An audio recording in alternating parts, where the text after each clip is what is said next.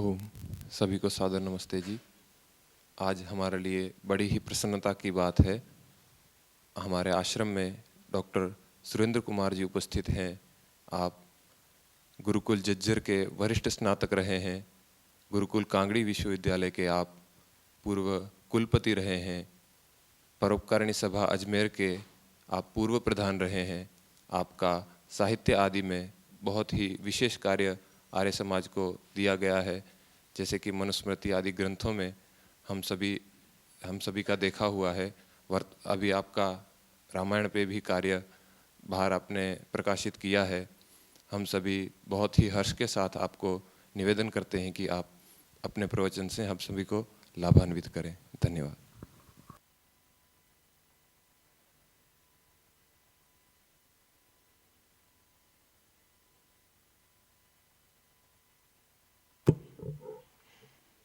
ओम। मेरे समक्ष उपस्थित मुनि सत्यजीत जी, अध्यक्ष वानप्रस्थाश्रम,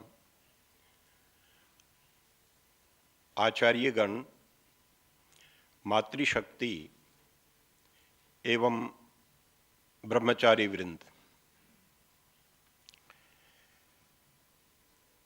जब हम वैदिक काल का इतिहास पढ़ते हैं तो वैदिक काल में 3 महायुद्ध हुए। पहला जो महायुद्ध हुआ, तीनों महायुद्ध जो हुए वो अधर्म के विनाश के लिए और धर्म की स्थापना के लिए हुए। और अधर्म क्या था? अधर्म था अधिकार हनन, राज्य हरण,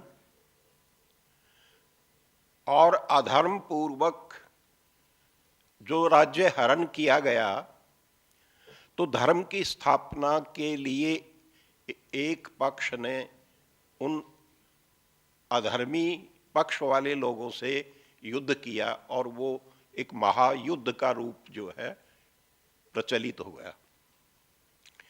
पहला महायुद्ध जो हुआ, आप इतिहास में पढ़ते हैं कि वो देवों और असुरों का युद्ध हुआ। असुरों ने देवों के राज्य का अपहरण किया, उनका भाग नहीं दिया, तो अपना भाग पाने के लिए देवताओं ने असुरों के साथ युद्ध किया। यद्यपि देवता और असुर दोनों एक पिता की संतान थे, सौतेले पुत्र थे, महर्षि कश्यप की संतान थे, लेकिन माताएं उनकी अलग थी। हिरण्यकश्यप बड़े थे, असुर बड़े थे, इसलिए पहले उनको राज्य मिला, लेकिन जैसे ही देवता युवा हुए और राज्य प्राप्त करने का समय आया तो हिरण्यकश्यप या हिरण्याक्ष आदि ने उनको उनका राज्य भाग नहीं दिया, तो उनको युद्ध करना पड़ा। दूसरा जो महायुद्ध हुआ वो श्री राम और रावण का युद्ध हुआ। इसमें भी धर्म का हनन था, राज्य का हरण था और राज्य के साथ साथ उनकी पत्नी का अपहरण भी था।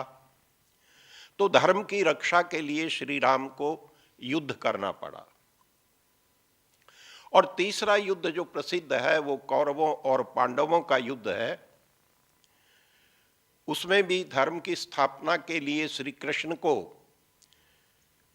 पांडवों का मार्गदर्शन करना पड़ा।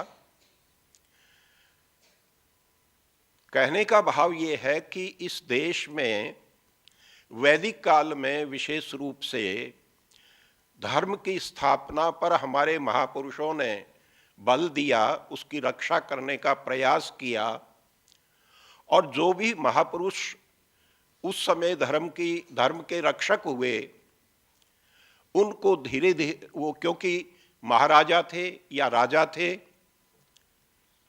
उनके महान कार्यों को देख करके हमारे लोगों ने इतना सम्मान किया, इतने उनके प्रति श्रद्धा रखी कि धीरे धीरे उनको भगवान मान लिया गया, एक अवतारी पुरुष मान लिया गया।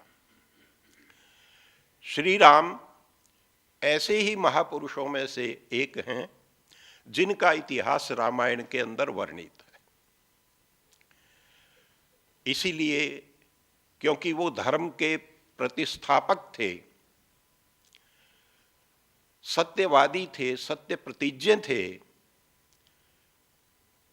उनको मर्यादा पुरुषोत्तम कहा गया है।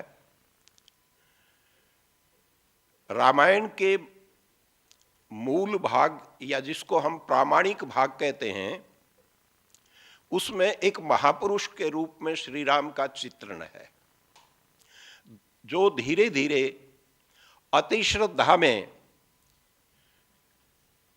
अतिश्रद्धा के कारण पौराणिक युग में आकर के या पुराणों में आकर के एक अवतार का रूप बन गया। रामायण को जब आप पढ़ेंगे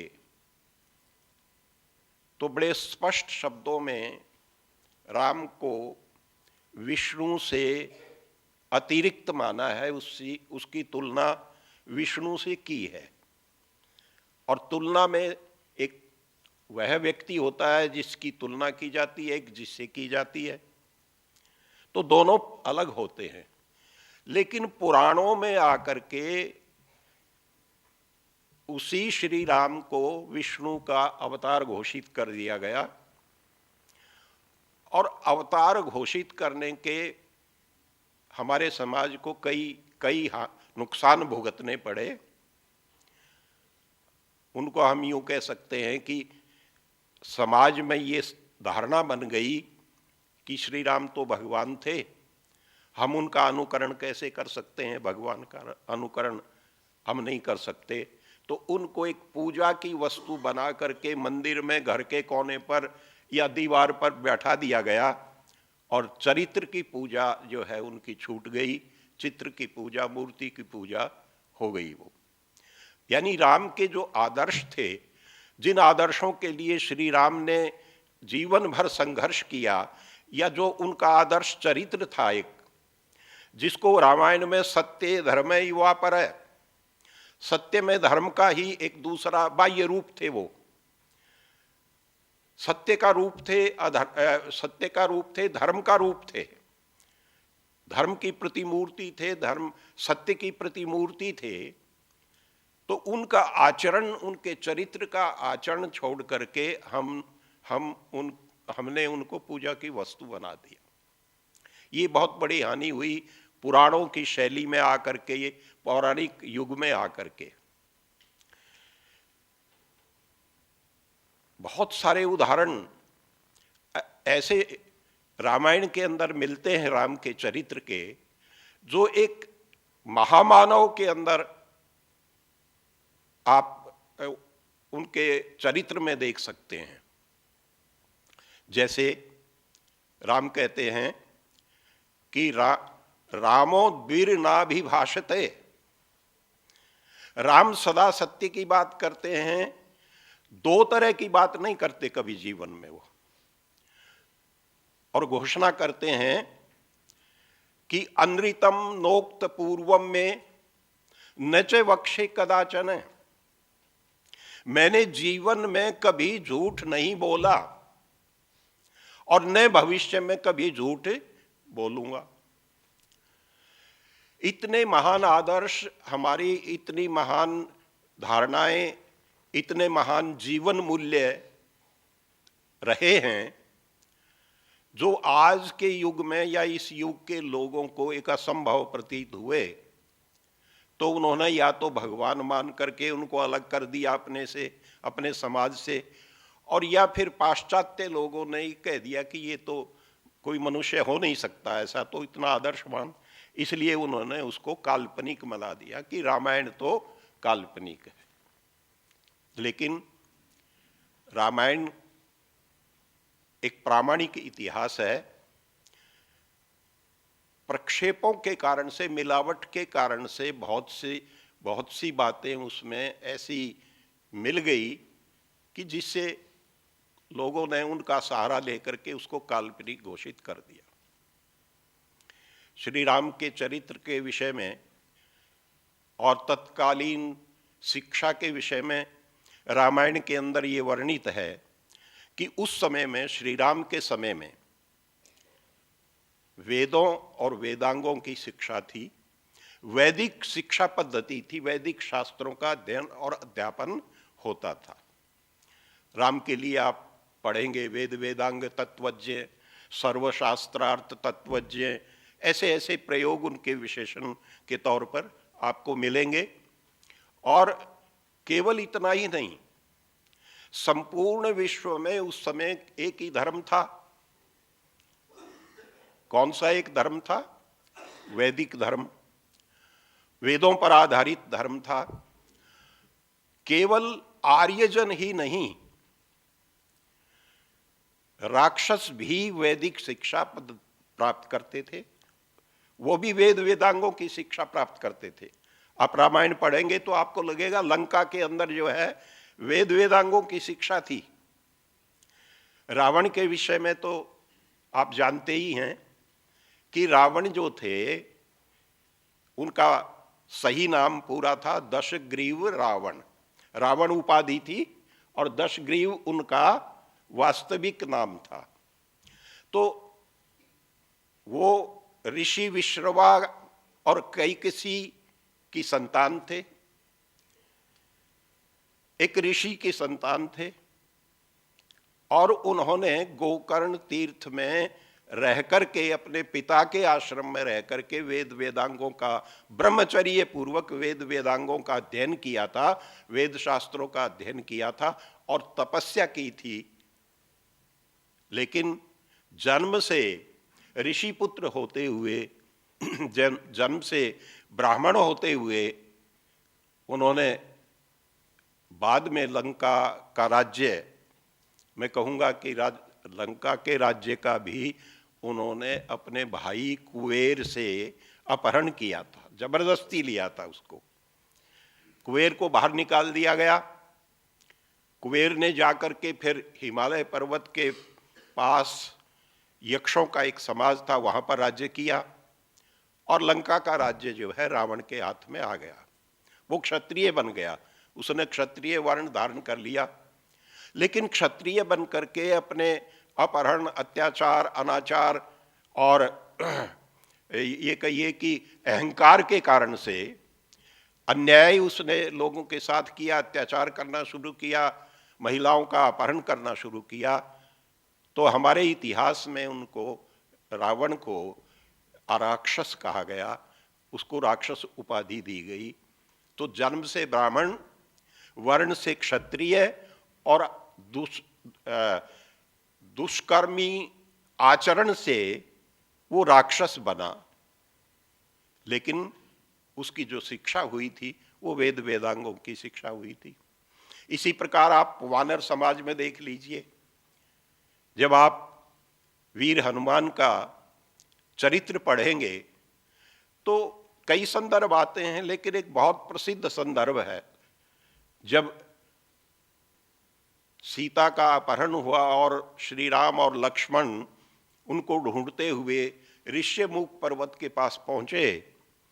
तो ऋष्यमुख पर्वत पर सुग्रीव अपने 4 मंत्रियों के साथ में राज्य से बहिष्कृत हुआ वहां पर छुप करके बैठा था। अपने भाई से शत्रुता थी उसकी, वाली से। अब उस पर्वत से 2 धनुर्धारियों को जब उसने देखा तो उसको भय हुआ कि वाली ने मेरी हत्या करने के लिए 2 अपने आदमी भेजे हैं, 2 दूत भेजे हैं और वो मुझे ढूंढ रहे हैं। उनकी जानकारी लेने के लिए सुग्रीव ने अपने एक मंत्री को भेजा। आप जानते हैं किसको भेजा था? हनुमान को। अब आप देखिए, दुर्भाग्य की बात यह है कि इतना बड़ा नीतिज्ञ, इतना बड़ा विद्वान, वेदों का विद्वान, शास्त्रों का विद्वान, और हमारे समाज ने क्या बना दिया, उसको बंदर बना दिया। ये अधो प्रवृत्ति पता नहीं कब से, मैं समझता हूं शायद पुराणों से ये प्रवृत्ति हमारे समाज में आई। दुनिया तो अपने सामान्य व्यक्ति को भी बढ़ा चढ़ा करके एक महापुरुष के रूप में स्थापित करती है, लेकिन हमारे समाज की ऐसी वृत्ति बनी कि हमने अपने महापुरुषों को न केवल सामान्य पुरुष बना करके छोड़ा, बल्कि पशु और पक्षी बना दिया। हम जानते हैं कि कोई पक्षी मनुष्य का व्यवहार नहीं कर सकता, मनुष्य की वाणी नहीं बोल सकता, मनुष्य से संवाद नहीं कर सकता, कोई पशु मनुष्य से संवाद नहीं कर सकता, लेकिन फिर भी हनुमान को हमने बना दिया बंदर, शिव जी को हमने बना दिया, शिव जी के पुत्र को हमने बना दिया हाथी, हाथी के आकार में। और जिस जटायु ने राजा लिखा हुआ है उसको रामायण के अंदर, वो गृध्र वंशियों का राजा था। जिस जटायु ने सीता का अपहरण करते हुए रावण को रोका और उससे युद्ध किया, जो सीता को बचाने के लिए बलिदान हो गया, राम के कार्य के लिए जो बलिदान हो गया, उसको हमने क्या बना दिया, पक्षी बना दिया। तो ये हमारे समाज की जो वृत्ति रही है वो अधोगामी वृत्ति रही है, जिसने न केवल अपमान किया अपने महापुरुषों का, बल्कि हमारे इतिहास में से इतिहास तत्व को भी नष्ट कर दिया। इसलिए लोगों को ये बहाना मिल गया कि ये काल्पनिक हैं सब, रामायण महाभारत और दूसरे ग्रंथ जो हैं ये काल्पनिक है, मनोरंजन के लिए रचे गए हैं, जैसे उपन्यास होता है। तो मैं आपको बता रहा था कि वैदिक शिक्षा थी उस समय, और हनुमान के लिए ये आता है कि जब, एक तो सबसे बड़ी बात यह है कि हनुमान जब राम से लक्ष्मण से मिलने आए तो वानर वेश छोड़ करके एक ब्राह्मण का, पंडित का वेश बना करके धोती कुर्ता पहन के आए थे, और अपनी पहचान को छुपाने के लिए बातचीत करने के बाद में श्री राम उसके विषय में क्या कहते हैं कि ना नृग्वेद विनीतस्य, ना यजुर्वेद धारिण, ना सामवेद विदुषय, सत्यम एवं विभाषितुम। आगे भी बहुत है कि व्याकरण का बहुत अच्छा ज्ञान है। अभी ये जो श्लोक मैंने बोला एक बहुत प्रसिद्ध है कि जिसने ऋग्वेद जो है वो नहीं पढ़ा हो विधिवत, जिसने यजुर्वेद का कर्मकांड नहीं सीखा हो, और जिसने सामवेद का अभ्यास न किया हो, ऐसा व्यक्ति जो हनुमान भाषा बोल रहा है वो भाषा नहीं बोल सकता, वो इस प्रकार का संवाद नहीं कर सकता, इस प्रकार का उच्चारण उसका नहीं हो सकता। इसको हमारे जो संस्कृति विरोधी लोग थे, यूरोपियन लोग थे, पाश्चात्य लोग थे, ये कह करके निकाल दिया कि ये तो मिलावट है। अच्छी अच्छी जो चीजें थी हमारा गौरव बढ़ाने वाली, उनको ये कह करके काल्पनिक हैं।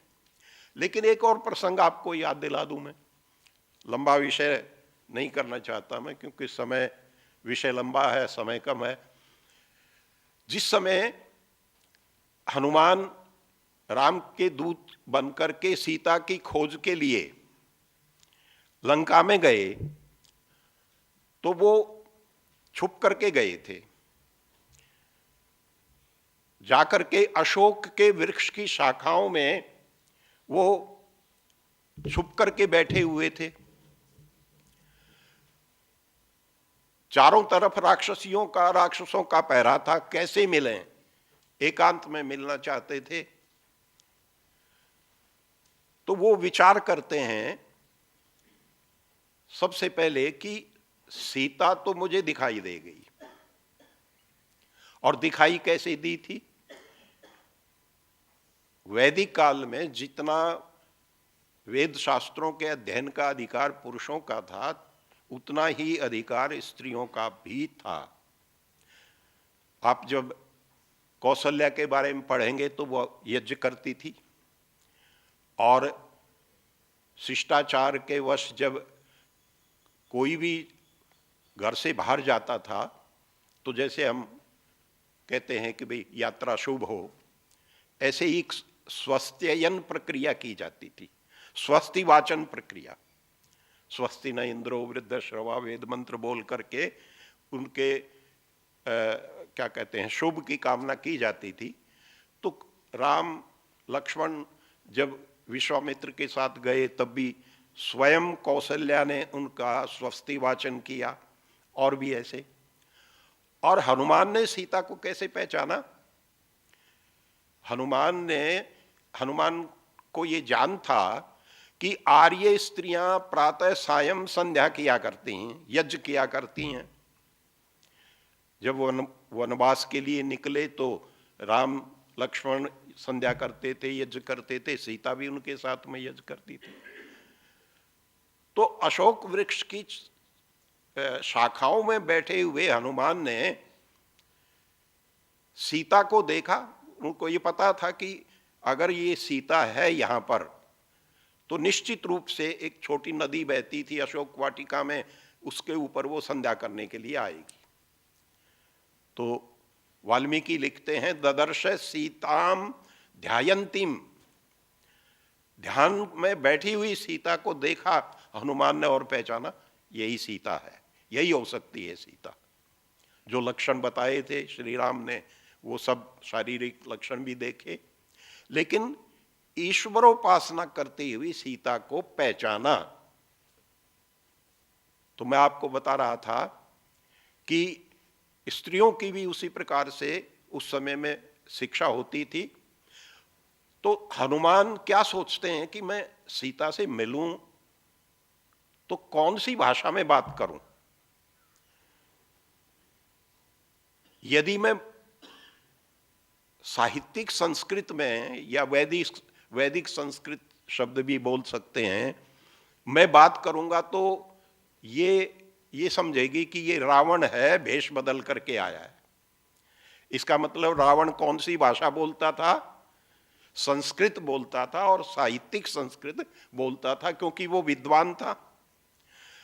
फिर वो विचार करते हैं कि मैं लौकिक संस्कृत बोलूं। फिर उनको ध्यान आता है कि मुझे वो भाषा बोलनी चाहिए, अयोध्या में बोली जाने वाली लौकिक भाषा, जिससे कि मेरे ऊपर सीता को रावण होने का संदेह न हो। और वो वृक्ष के ऊपर से उसी भाषा में बात करते हैं। तो एक बंदर क्या इतनी भाषाएं जान सकता है? लेकिन हमने जना दिया, ये दुर्भाग्य की बात है। तो मैं आपको बता रहा था कि प्राचीन काल में जो हमारी शिक्षा थी वो वेद वेदांगों की शिक्षा थी, और महाभारत के उत्तर काल तक, बौद्ध काल तक ये शिक्षा हमारी प्रचलित रही। और चाहे वो वानर समाज था, चाहे वो राक्षस समाज था, चाहे वो पक्षी समाज था, चाहे वो देव समाज था, चाहे वो असुर समाज था, सब लोग उसी शिक्षा पद्धति में पढ़ करके उस समय में विद्वान बनते थे। रामायण के अंदर जो पौराणिक युग आया तो बहुत सारी मिलावटें हो गई।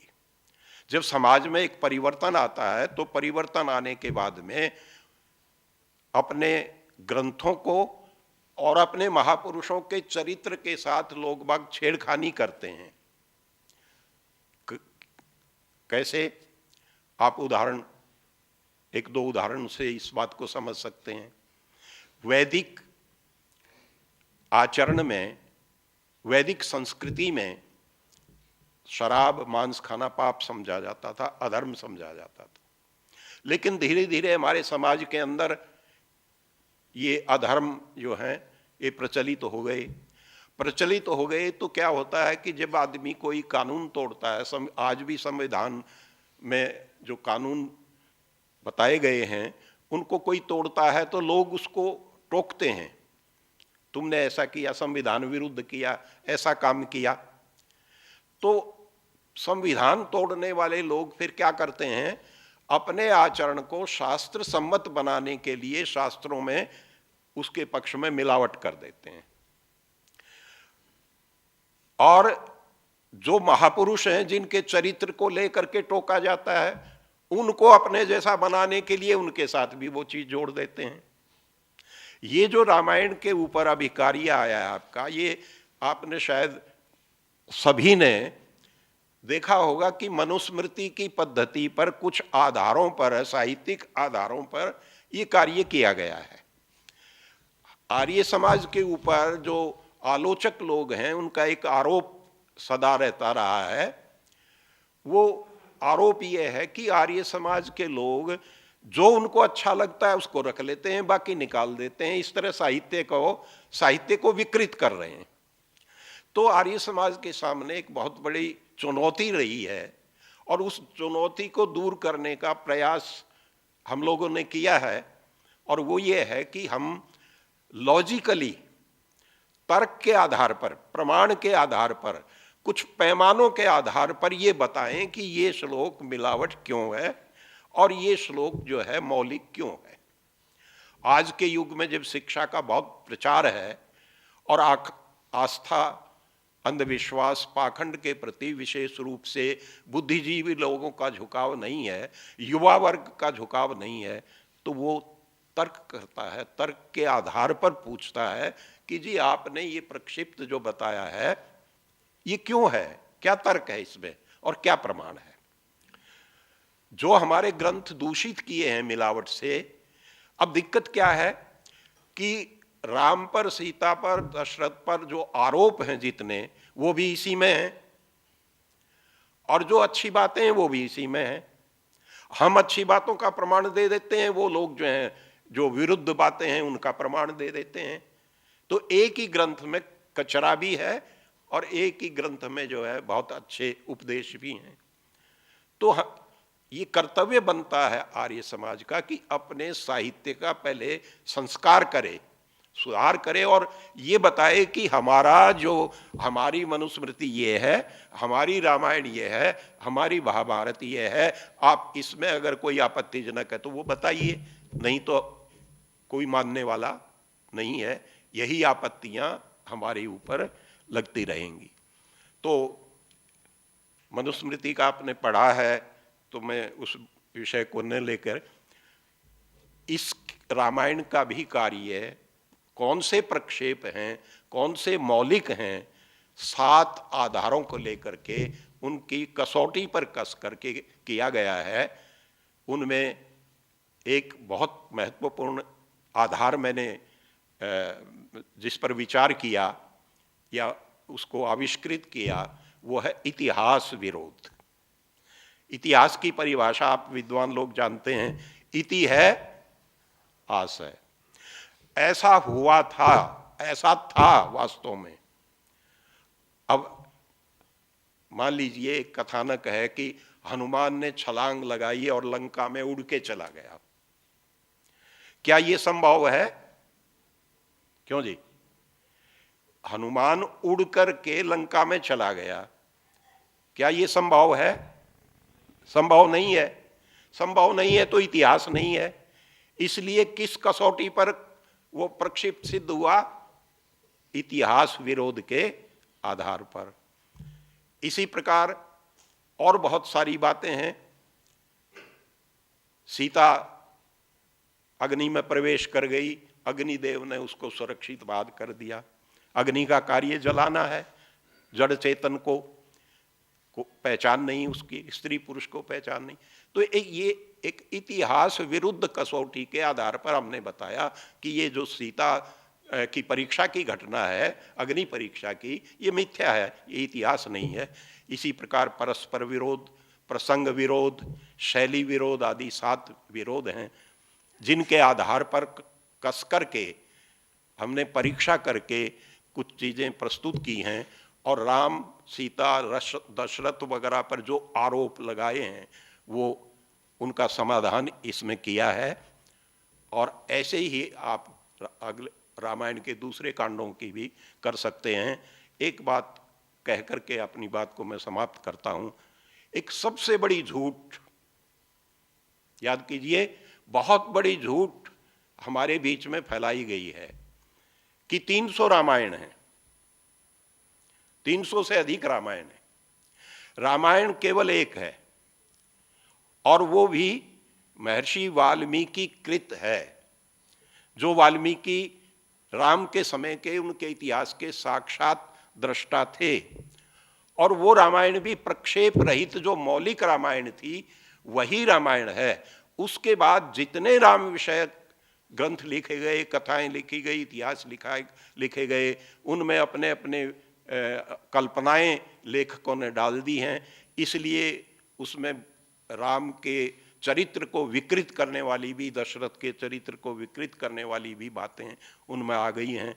उनमें बहुत सारी जिनको रामायण कहते हैं वो बिल्कुल विरोधी हैं, इस रूप में भी विरोधी हैं कि लोग उन रामायणों में दशरथ नहीं, राम और सीता को भाई बहन तक दिखा दिया है कि ये तो भाई बहन था, हमारी संस्कृति को नष्ट करने के लिए। तो एक बहुत बड़ा झूठ जो है अपने मस्तिष्क से आप निकाल दीजिए। रामायण है तो वाल्मीकि कृत, और वो भी प्रक्षेप रहित, जो उस समय की प्राचीन वैदिक काल की थी, वही प्रामाणिक है। बाकी सब जो हैं मिलावटी हैं और वो वास्तविक रामायण नहीं है। बाद में जो लिखी गई हैं उनको रामायण कहना उचित नहीं है। धन्यवाद आपका।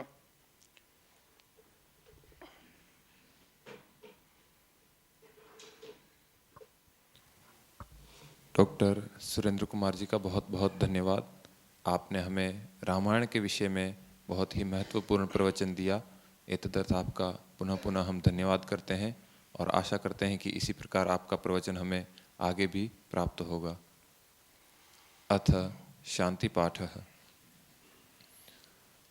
ओम द्यौः शान्तिरन्तरिक्षं शान्तिः पृथिवी शान्तिरापः शान्तिरोषध शान्तिः वनस्पतयः शान्तिर्विश्वे देवाः शान्तिर्ब्रह्म शान्तिः सर्वं शान्तिः शान्तिरेव शान्तिः सा मा शान्तिरेधि। ॐ शान्तिः शान्तिः शान्तिः। सर्वेभ्यो नमः। सभी के लिए एक आवश्यक सूचना है।